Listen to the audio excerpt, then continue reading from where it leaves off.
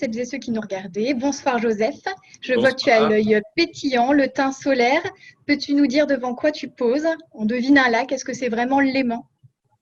Alors oui, c'est le tableau fait en pixels par un ami qui représente la rade, le jet d'eau avec le Salève derrière, le mont Salève. Donc je me suis dit que c'était le cadre pour ce livre. Effectivement. D'ailleurs, en parlant de cadre, est-ce que tu pourrais nous en dire plus? Pourquoi avoir choisi ce cadre si clinquant, si pétri de clichés? Est-ce que ça t'est venu naturellement ou c'est parce que tu avais envie de parler de cet argent trop cher, immatériel, que tu t'es dit oui, Genève, évidemment? En fait, donc on a commencé là, hein, ça y est, c'est lancé. C'est la première question. Bon, alors bonsoir à tous, toutes et tous. Oui, alors l'idée, c'est un peu étonnant parce que d'habitude, j'ai plutôt l'idée d'un roman peut naître par une sensation, une image, une phrase entendue, puis c'est quelque chose qui s'installe, puis quelques temps plus tard, bah, une fois qu'on trouve l'adéquation entre le fond et la forme, je démarre l'histoire. Il y en a plein qui glissent comme ça et qui s'en vont.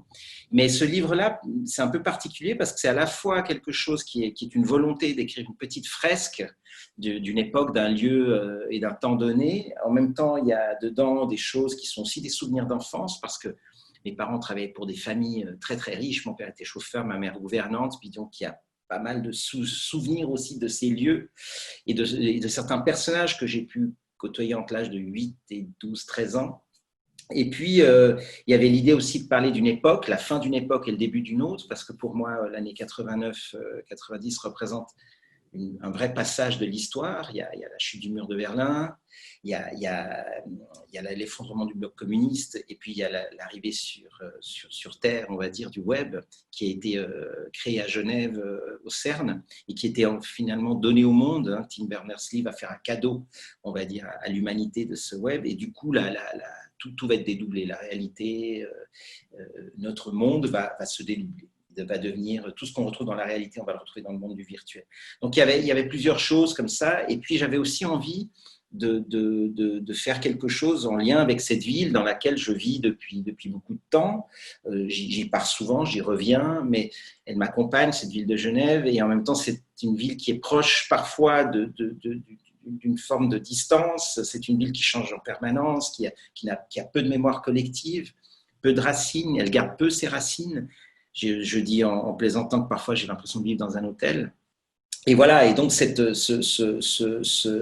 ce roman, il est un peu tout ça, il est un peu toutes ses volontés, il est au croisement de toutes ses envies.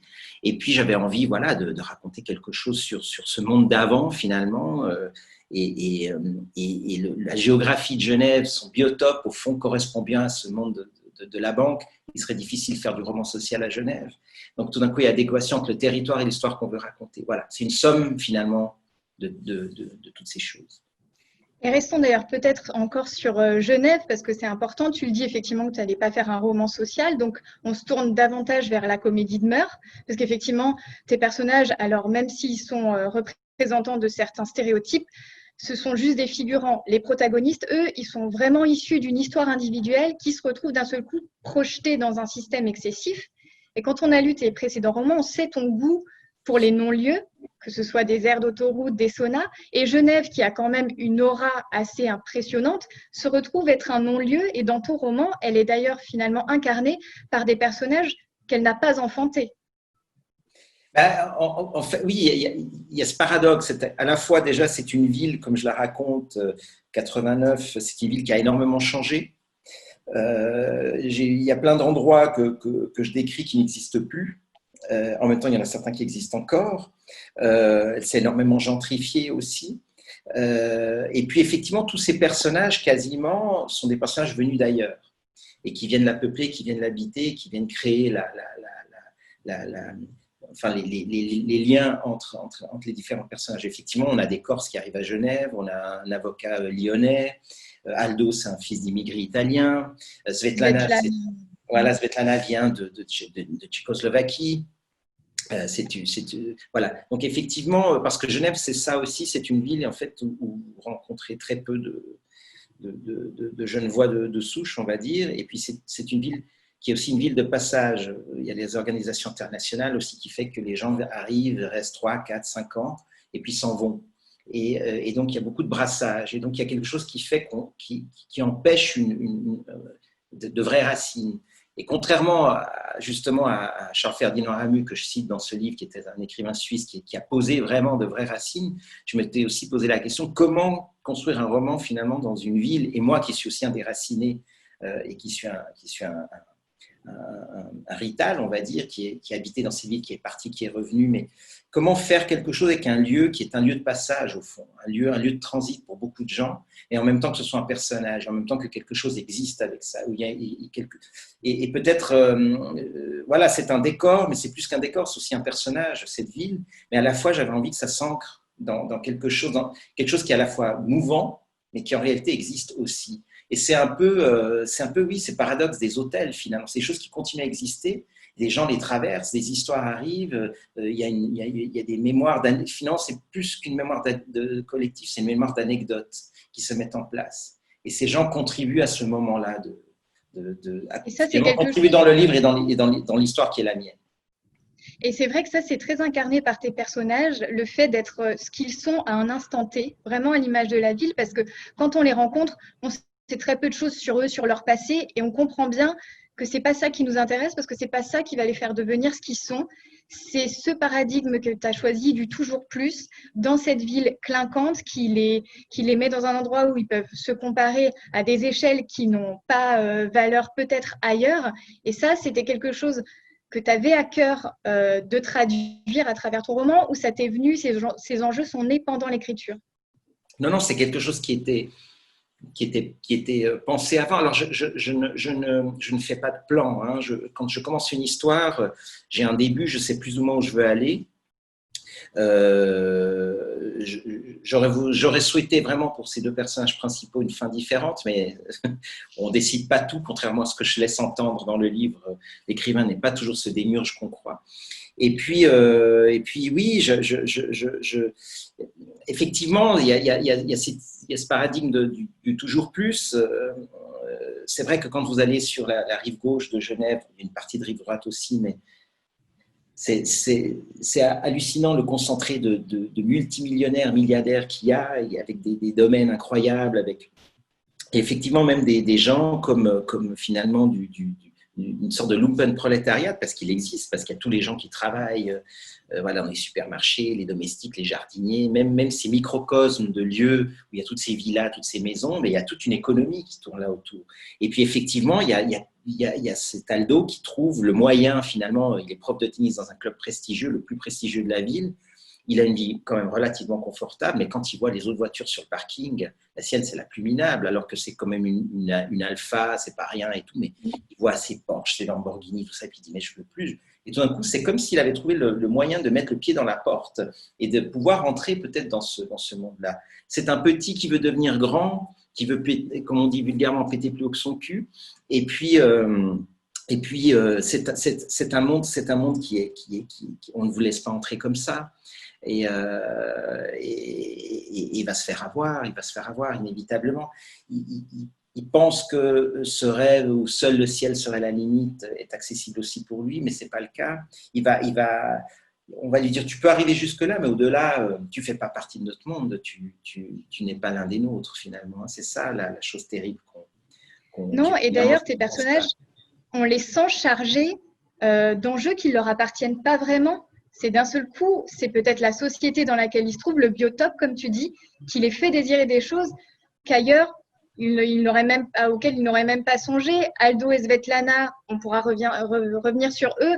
Finalement, peut-être que dans un autre lieu, ils se seraient contentés de leur rencontre déjà en elles-mêmes et n'auraient pas voulu le rouage de trop, en fait. Et parce que je pense qu'au fond, je me dis que ce sont des personnages qui... Alors, est-ce que ça existe encore, la conscience de classe, hein, la conscience évoquée par Engels et Marx, etc. Est-ce qu'on n'a plus que des catégories, comme disait plutôt Bourdieu? Mais en tout cas, ces deux personnages n'ont pas de conscience de classe. C'est qu'ils aspirent à devenir ce qu'ils voient. C'est comme le modèle, c'est comme Berlusconi dans les années 90 qui donnait ce modèle finalement du self-made man, faites comme moi, vous allez réussir dans une logique ultra-libérale. Vous verrez, vous aussi, vous aurez vos bateaux, vos yachts, vos villas, etc.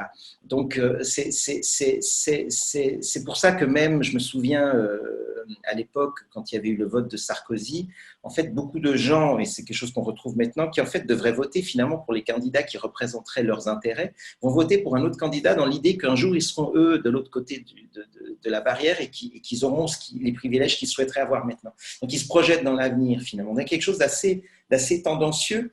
Et puis, à ce moment-là, en plus, le bloc soviétique s'écroule. Donc, l'unique, alors avec tous les défauts qu'on connaît et toutes les horreurs qu'on connaît aussi, mais finalement, c'était l'unique pendant au libéralisme, c'était ce communisme.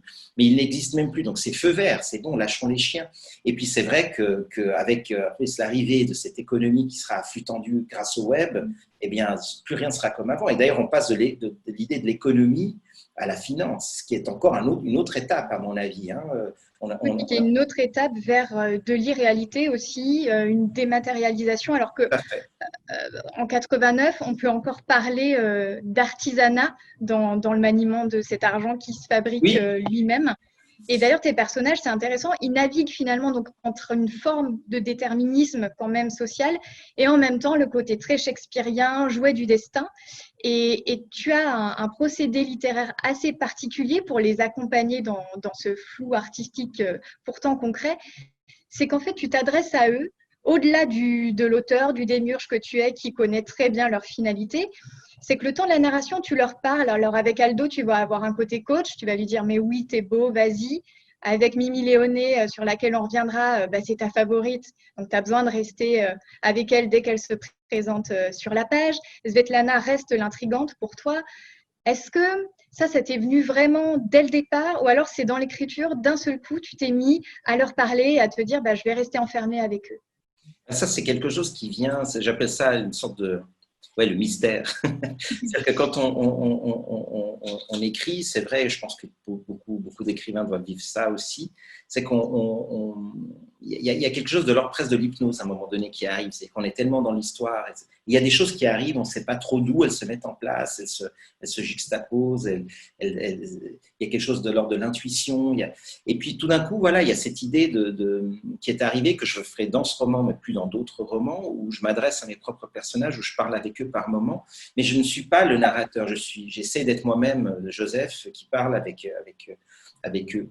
Et parce qu'il y a aussi dans ce roman, il y a l'idée il y a une histoire qu'on raconte, il y a une tragédie, il y a, comme tu disais, une comédie de mœurs avec un photogramme d'un temps, d'une époque donnée.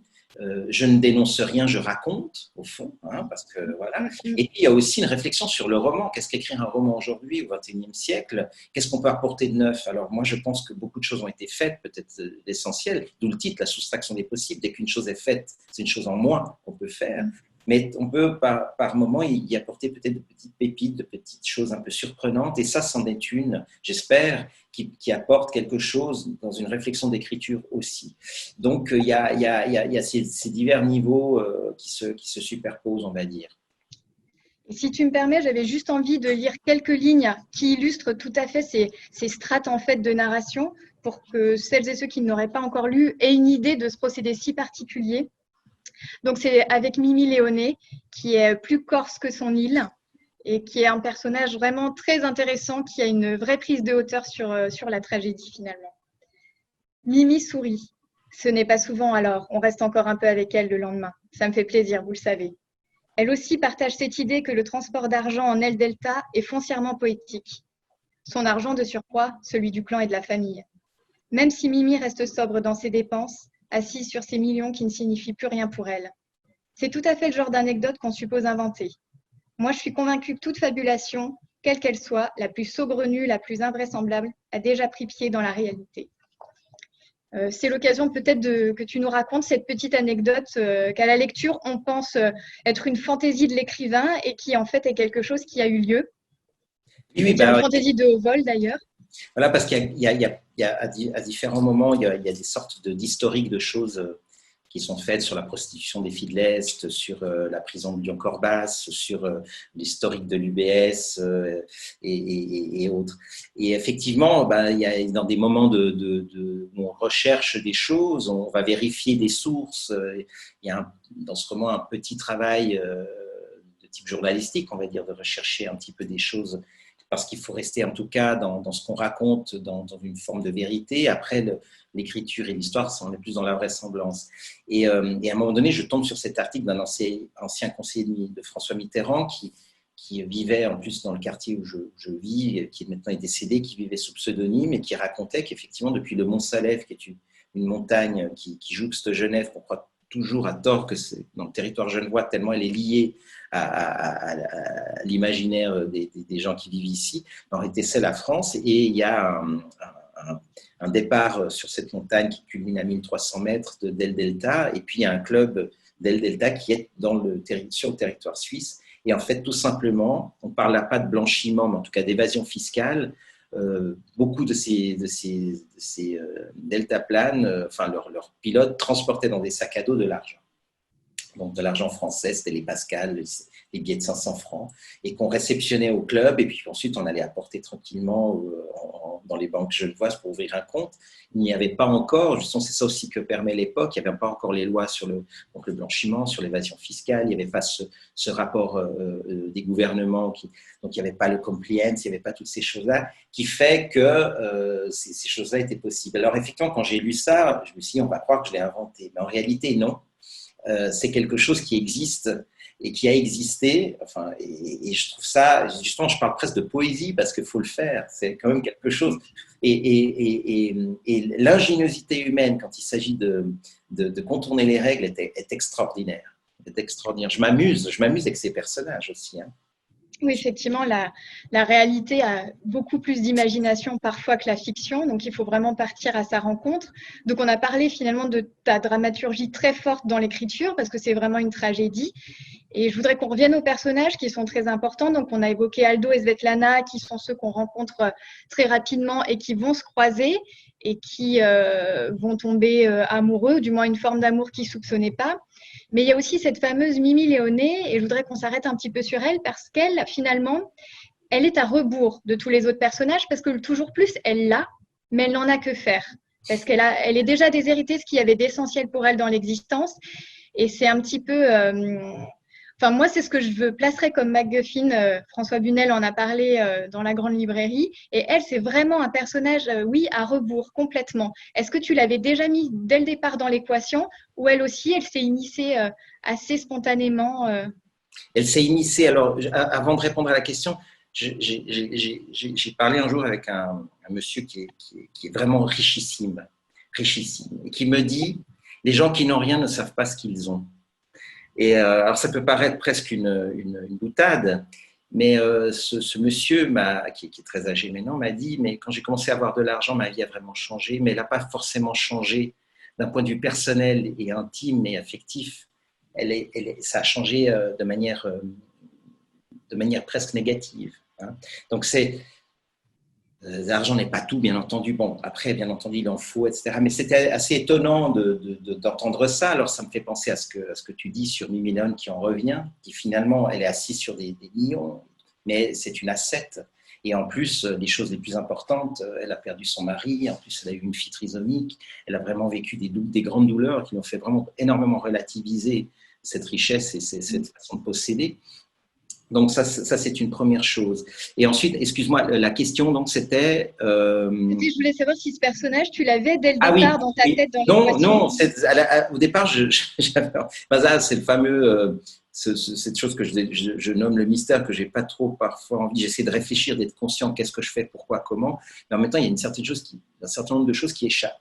Et à la base, ça devait être deux frères. Puis tout d'un coup, non, tiens, c'est une sœur. Et puis ce personnage était en guillemets un rôle secondaire, voire presque de figuration.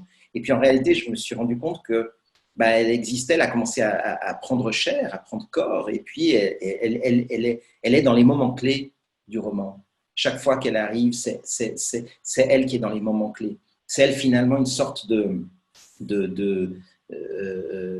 C'est elle, un elle, pilier quand même, hein. C'est elle elle est qui prend de exactement la hauteur. dans la dramaturgie et après dans ce qu'elle dit, mais en tout cas dans le déroulement de l'histoire, elle arrive toujours au moment le plus important et Oui, dans puis les elle moments apporte qui sont aussi. des tournants.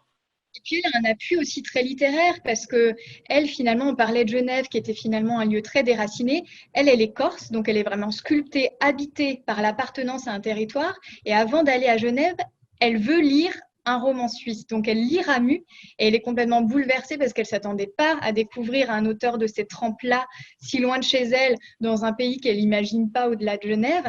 Et avant de venir faire ce qu'elle a à faire à Genève, elle fait un détour par le Lavaux pour se nourrir de ces paysages, de ces vignes. Donc, elle a vraiment aussi un rôle très poétique, alors qu'on ne s'attend pas forcément à en trouver avec ton rythme très sec qui pulse, mais qui laisse peu de place à ça, puisqu'il y a une dynamique, il y a un compteur tout le long de ton roman finalement, et elle parvient, rien qu'à sa présence, à mettre en pause tout ça. Mais parce que y a cette chose, et ça, c'est des choses qui arrivent un peu comme ça, qui arrivent parce qu'on commence à vivre avec ces personnages, on y est, et puis on réfléchit. Puis effectivement, autrefois, enfin maintenant, dans les anciens billets de banque suisse, sur les billets de 200 francs, il y avait le visage de Charles Ferdinand Ramu, en plus une sorte d'ironie du sort, parce que ce bonhomme, il a toujours manqué d'argent, etc. Et vu que c'est une femme qui adore lire, et à un moment donné, elle se dit, ben, je mets mon argent qui va être français, qui va être changé en devise suisse. La moindre des choses, c'est que je lise cet auteur qui est sur les billets de banque que je mets moi. Et là, on ne parle pas d'évasion fiscale, ça c'est du blanchiment des cercles de jeu, de hold-up, de choses. Voilà. Et donc, le lien entre cette matérialité du billet et puis tout d'un coup la poésie et puis l'extraordinaire écrivain qui est Ramu. D'ailleurs, Céline, à l'époque, disait qu'il y aurait 3 écrivains qui resteraient. Il y aurait lui, et dont Ramu, le troisième, je ne sais plus exactement, je me souviens plus lequel c'est. Mais enfin, voilà. Peut-être une Cardona, on peut Non, tenter. non, mais à l'époque. Et d'ailleurs, Ramu est un écrivain qui est dans la Pléiade et finalement très méconnu, aussi par les Français. Il est très peu connu. D'ailleurs, on l'appelle souvent Ramuse en France. Mais Céline l'appelait Ramuse. Mais voilà, mais donc il y a cette matérialité du billet, de l'argent, qui ouvre sur d'autres sphères, qui sont des sphères effectivement qui vont plus dans une forme de poésie. Et tout d'un coup, elle décide de venir voir là où elle met son fric, et puis en même temps de là où se déroulent les romans. En l'occurrence, ce sont les romans de Ramu qui se passent près du lac, parce qu'il y en a d'autres qui se passent dans la montagne. Et donc, elle vient voir. Et en venant voir ça, elle découvre tout d'un coup que Aldo et Svetlana se rencontrent, se connaissent et s'aiment. Et donc là aussi, voilà, c'est un moment crucial dans le livre parce qu'elle va comprendre que quelque chose est en train de se passer et que ces deux-là sont en train de manigancer quelque chose. Et il y a effectivement, alors il y a beaucoup de triangles qui se croisent, s'intercroisent. Si on reprend tous les personnages, donc on a Aldo, ce prof de tennis dans un club UP de Genève, pour les cinquantenaires délaissés par leur mari, pris dans les contingences de leur métier de banquier vorace. Lui, il est gigolo sur ses heures sup parce qu'il se dit que comme ça, il va réussir à rentrer dans le monde à coup de montres ou de voitures offertes. Et puis, tac, on lui propose ce petit boulot de faire passer l'argent. Svetlana, qui est cette jeune femme très mystérieuse, jeune cadre bancaire, mais qui est bien déterminée à obtenir ce qu'elle veut. Mimi Léoné lointaine, on va avoir quand même un concentré de mafia albanaise qui va arriver. Donc tout ça fait partie quand même d'une grosse machine qui va se pulser entre elles. Et ça crée justement ton équation avec ce titre si particulier, la soustraction des possibles. Donc tu l'as évoqué tout à l'heure en disant que dès qu'on faisait quelque chose, c'était une chose de moins de fait. Mais il n'y a pas longtemps, je suis tombée dans le livre de la philosophe Claire Marin, Rupture, sur une question qui collait tout à fait à ton équation. Donc, je te la pose et tu n'as pas 2 heures, mais 5 minutes. C'est bien, c'est bien. J'en attendais pas moins. Ne devient-on soi-même que par la perte ou la réduction des possibles?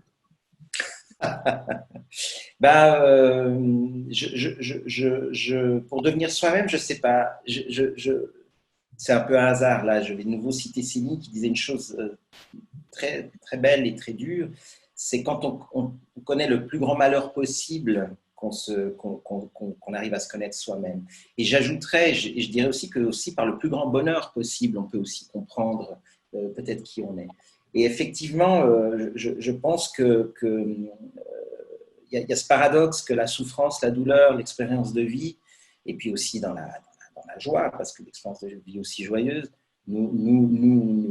cette accumulation finalement d'expériences arrive à quelque chose de plus réducteur. Si on sait en faire quelque chose, ça veut dire qu'on va aller à l'essentiel.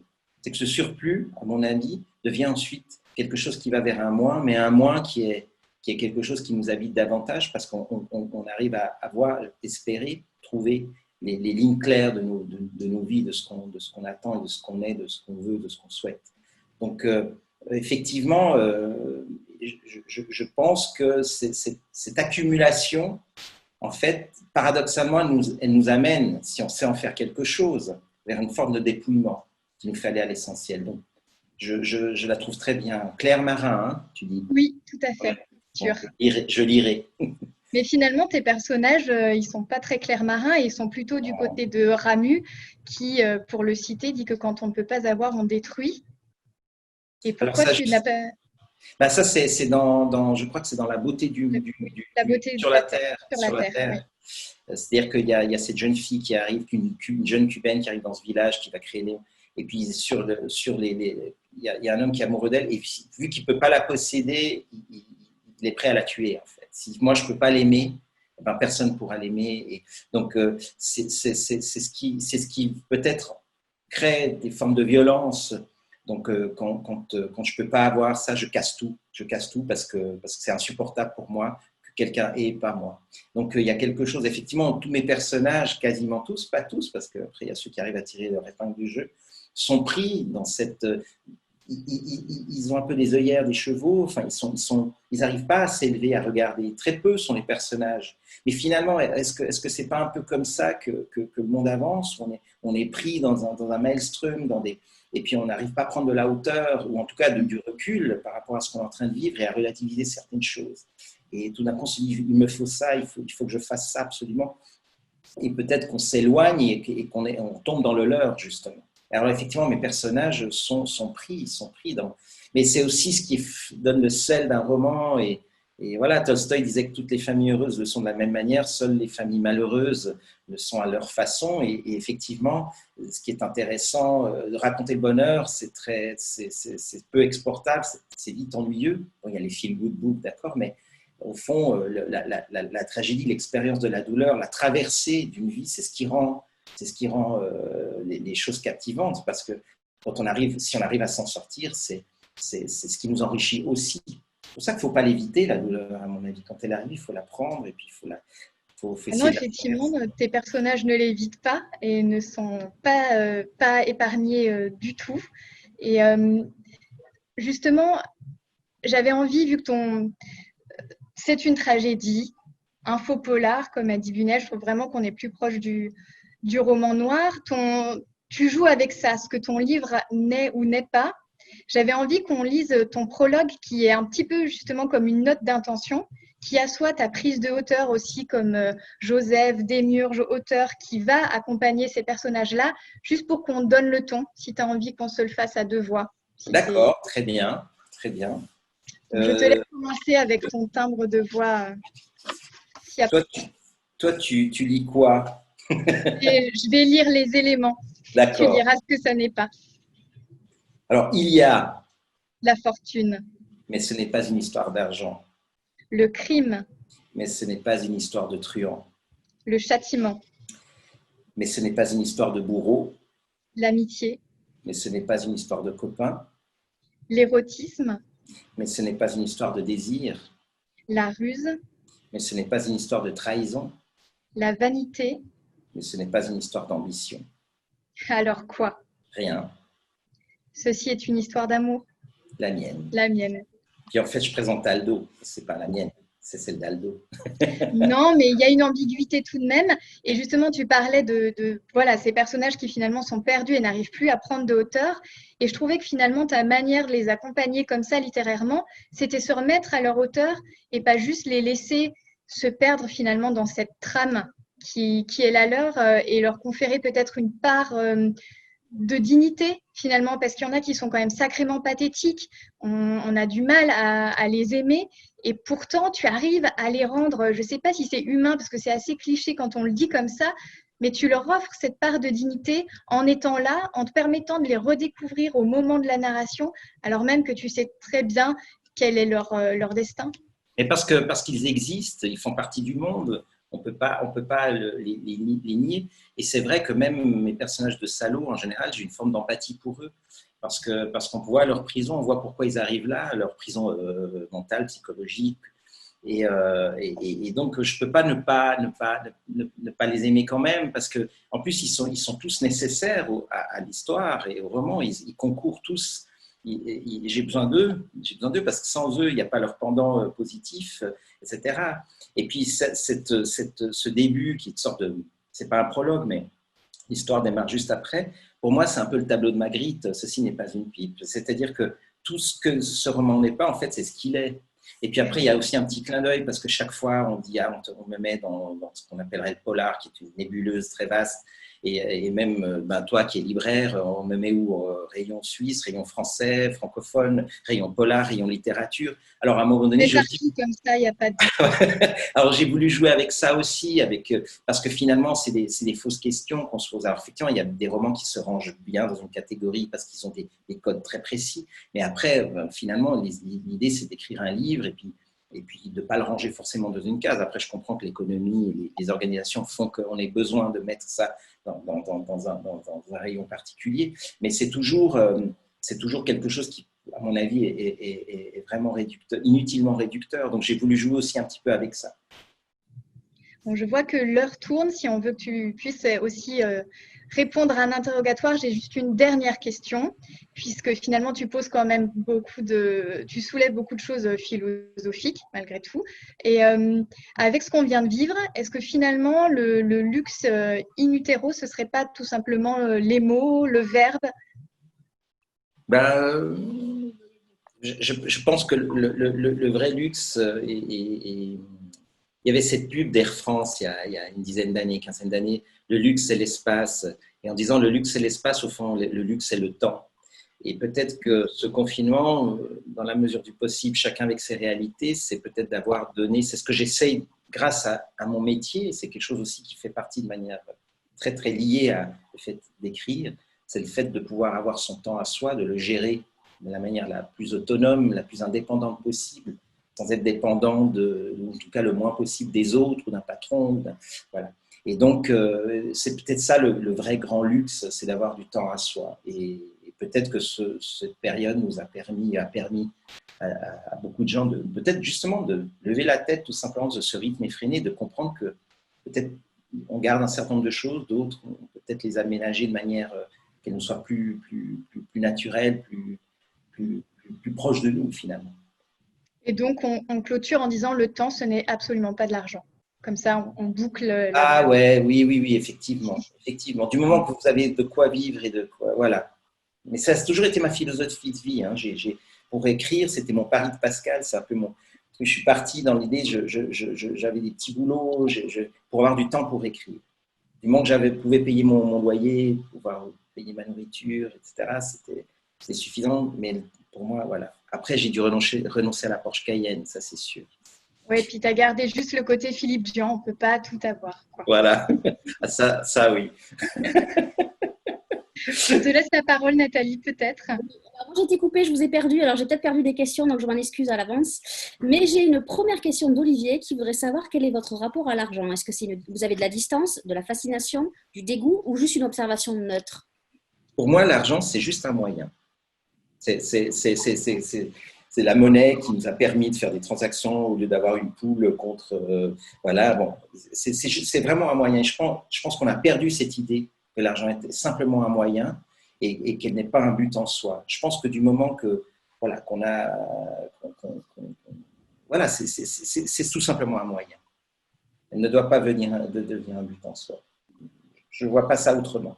Ouais. Marlène se demande, est-ce qu'on peut dire que votre roman est une tragédie grecque moderne en 3 actes? Tout à fait. C'est tout à fait ça. C'est une vraie… Elle a tout à fait raison. Alors, moi, j'ai lu avec beaucoup d'attention votre livre, que j'ai adoré. Je trouve que vous dépecez, je pèse mes mots, hein, vous dépecez l'homme et la société capitaliste magistralement. Et au début du livre, vous donnez un avertissement en disant que c'est une histoire d'amour. Mais moi, j'ai envie de vous demander, est-ce que vous ne croyez pas que les histoires de bandits et de truands, ce sont aussi des histoires d'amour, finalement? Avec, le fait qu'on est amoureux d'être borderline, d'être très très noir, est-ce que c'est pas une véritable histoire d'amour? Alors, ça serait peut-être plus une histoire des passions, finalement. Hein. Après, c'est vrai que, comme disait Christophe Molny dans la grande librairie, et puis c'est ce qui rejoint aussi mon roman, c'est que vous avez des gens qui vont braquer des banques par amour, parce qu'ils veulent offrir un truc ou un bijou. Mais je pense que c'est une histoire des passions, et ça rejoint la question de la tragédie grecque, finalement, c'est les passions. Alors moi, est-ce qu'il existe un destin fatum qui fait que… moi, je pense je suis assez existentialiste, on est beaucoup ce qu'on fait, mais il y a une part de chance, il y a une part de malchance, il y a une part de choses qui ne nous appartiennent pas et qui font partie du jeu. Mais je pense qu'on n'est pas forcément prisonnier d'un déterminisme. Mais en fonction de nos actes s'accumulent, nos actes entraînent d'autres actes, des mots entraînent d'autres mensonges, un autre mensonge, et puis qui fait qu'à un moment donné, on se retrouve prisonnier ou pas, ou on se libère de ça, mais on s'inscrit dans une ligne qui serait une ligne de vie au fond. D'accord. Alors, chez Geneviève, il y a deux questions qui sont complètement différentes. La première, c'est par rapport à la couverture. La couleur or de la couverture a-t-elle été choisie sciemment pour l'assortir au thème du roman, ou c'est vous qui l'avez choisi parce que vous trouviez que c'était beau comme ça? Alors, c'est mon éditeur qui avait toujours eu envie de faire un livre doré. Et là, l'occasion s'y prêtait. Donc, c'est une sorte de lingot, hein, lingot d'or. Et puis, en filigrane, il y a ce rouage de mécanique de montre suisse, parce que finalement, c'est un engrenage, c'est une mécanique du destin. Donc il y avait tout d'un coup, l'occasion a fait le larron pour Thierry Boisel, l'éditeur. Alors, et sa première question, c'est, vous avez dit, je ne fais pas de plan, je sais où je vais, et en même temps, vous avez dit, j'aurais souhaité une fin différente pour mes personnages. Mais il ne faut pas croire, l'écrivain ne décide pas de tout. À quel moment et pourquoi, tout à coup, l'histoire prend un chemin différent? Et parce que ça, c'est quelque chose où je n'arrive pas à répondre clairement à ça. Mais il y a quelque chose où il y a des choses qui se mettent en place, il y a des actions qui entraînent d'autres actions, il y a des comportements, il y a des personnages qui arrivent. Et à un moment donné, en fait, vous penchez malgré vous vers quelque chose qui peut-être dans un premier temps, vous le voyez différemment. Et ça, c'est quelque chose qui est assez mystérieux, parce que ce n'est pas une consultation avec votre éditeur, par exemple, en disant est-ce qu'on fait une bonne fin happy end ou pas. Non, c'est quelque chose qui… Alors après, voilà, vu qu'il y a une foule de personnages, certains s'en sortent très bien, et puis peut-être ceux auxquels on espérait qu'ils s'en sortent mieux, s'en sortent pas mieux. Mais ça, c'est quelque chose que je ne peux pas dire que je maîtrise complètement. C'est la part des anges. Oui, il y a quelque chose qui est de… C'est-à-dire qu'il y a presque une forme d'autonomie d'écriture qui, à un moment donné… Alors, on n'est pas juste une sorte de paratonnerre qui prendrait et puis qu'on restitue, non. Mais il y a quelque chose qui fait qu'à un moment donné, des fois, c'est drôle, mais un personnage pose un acte, et puis au fond, il suffirait de revenir en arrière, d'effacer, puis de faire la chose différemment. Mais vu qu'elle existe, que ce personnage l'a fait, ben maintenant, il faut assumer le fait qu'il est fait, puis comment on va continuer avec ça. Hein, donc, il y a ce rapport assez étrange, finalement, avec ses propres personnages. Et puis, je pense que des beautés de ce métier, c'est qu'on peut être multiple. On peut être une femme, on peut être un salaud, on peut être un banquier, on peut être un clodo, comme un comédien qui endosserait des rôles. On peut être, et à ce moment-là, on est transporté avec ces personnages qui, tout d'un coup, presque malgré soi, font des choses. Et puis après, il faut continuer avec. Alors, ça m'est arrivé parfois d'être tellement parti dans un truc de délire que je dis non, là, quand même, il faut revenir un peu. Mais en général, j'essaye d'aller jusqu'au bout de ce qui était fait, comme si j'étais un peu étranger à moi-même aussi.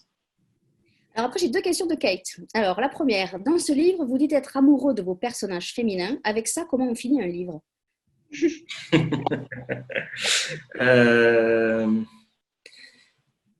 Ça, c'est une question complexe. Bah, j'essaie déjà, chaque personnage qui entre dans l'histoire, de l'en faire sortir. C'est-à-dire, j'en ai jamais un au bout du chemin sans qu'il y ait eu on ne sait pas ce qu'il est devenu. Puis on se dit, ah mais tiens, faites-lui ou elle, qu'est-ce qu'il est de... non, bah, après voilà, c'est comme l'amour, les choses vont jusqu'au bout, les choses s'interrompent, les choses finissent tragiquement ou pas. Donc on termine au fond un livre comme enfin, il y a quelque chose qui est proche de la vie et des mêmes mécanismes de vie, des choses qui vont, qui viennent, qu'on traverse, qu'on passe, sur lesquelles on peut peut-être revenir ou pas. Donc, je n'arrive pas à répondre de manière, je suis désolé pour Kate, mais de manière plus précise par rapport à ça. Et alors, sa deuxième question, pour faire le lien entre fiction et réalité, Daniel Campos n'est-il pas un peu beaucoup vous? Daniel Campos. Ouais, Campos, pardon. Non. Par contre, ça aurait pu être, à un moment donné, il y a une scène de foot. Il y a son fils qui le pousse, etc. Moi, j'étais un footballeur. Je suis arrivé même à un niveau d'équipe réserve de la première équipe du Servette de Genève. Et quand j'avais 18 ans et tout. Et à un moment donné, j'avais un père qui me stressait vraiment au bord du terrain. Donc ça, c'était le petit personnage. Après, mes incursions à l'intérieur du livre sont des incursions de moi, on va dire. Non, Daniel Campos, pour moi, Daniel Campos, c'est le personnage qui, justement, était dans l'extrême gauche au Chili, combattait contre Pinochet, etc. Et puis, qui, avec le temps, l'usure, bascule finalement vers une sorte de pensée bourgeoise. Et puis, je ne sais plus qui c'est qui disait qu'au fond, de pencher à droite, c'est juste une question de temps.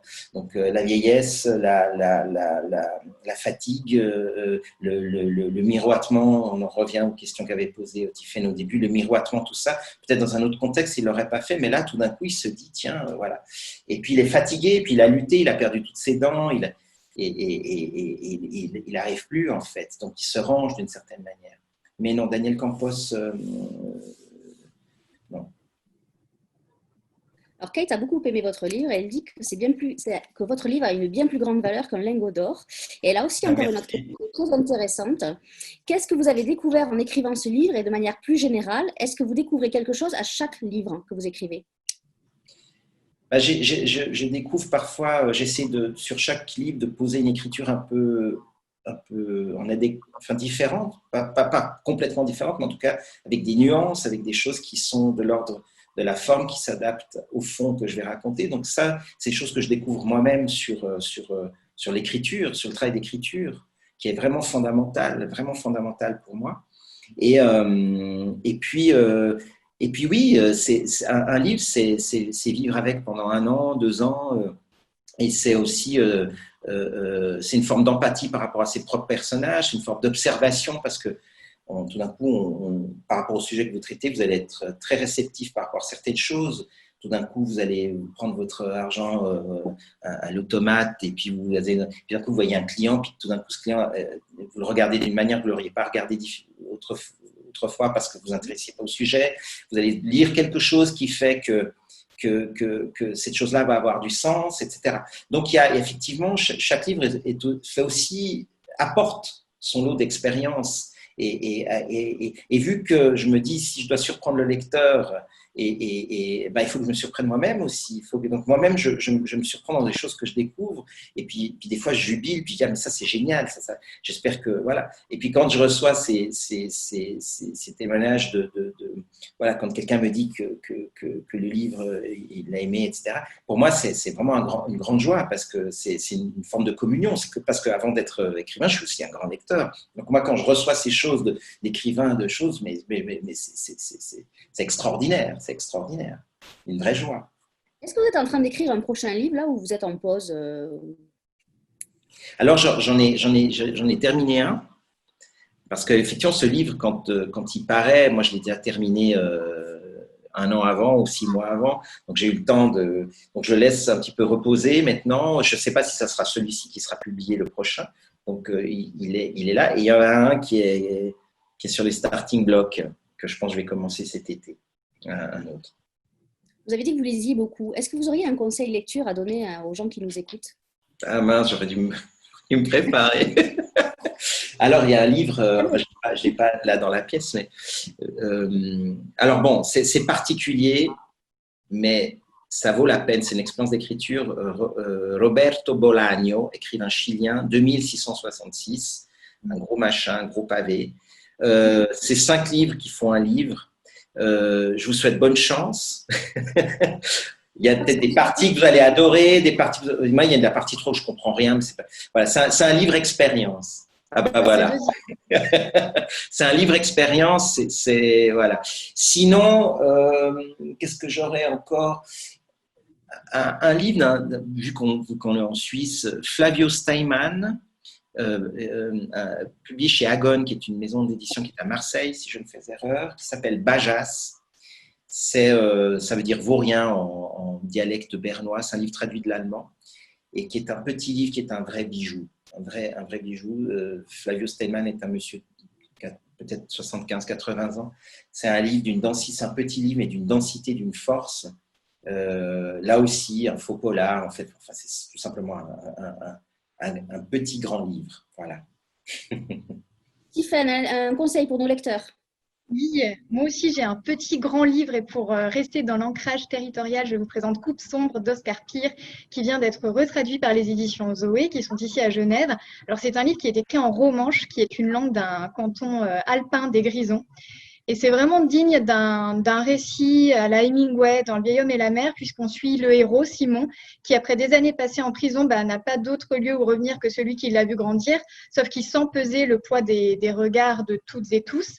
Alors pour se racheter, il va accepter d'effectuer une coupe d'arbres dans un endroit très isolé, très dangereux. Tout ça pour se racheter, on ne sait pas vraiment au final aux yeux des autres ou aux yeux de lui-même. Donc c'est un conte très resserré, âpre.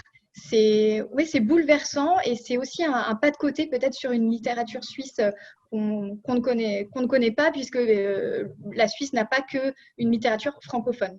Voilà. Oui, Tiffany, tu me mets de côté. Oui, très bien. Oui, c'est vrai que c'est un pays où il y a 4 langues. Hein. On oublie, mais non, on n'oublie pas, non. C'est que c'est complexe.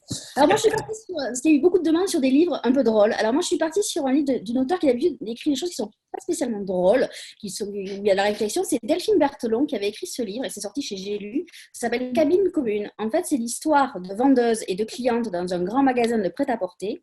Et il se trouve qu'il y a une particularité dans ce magasin, c'est que la cabine d'essayage est commune. Donc du coup, ça devient le théâtre vraiment de choses qui...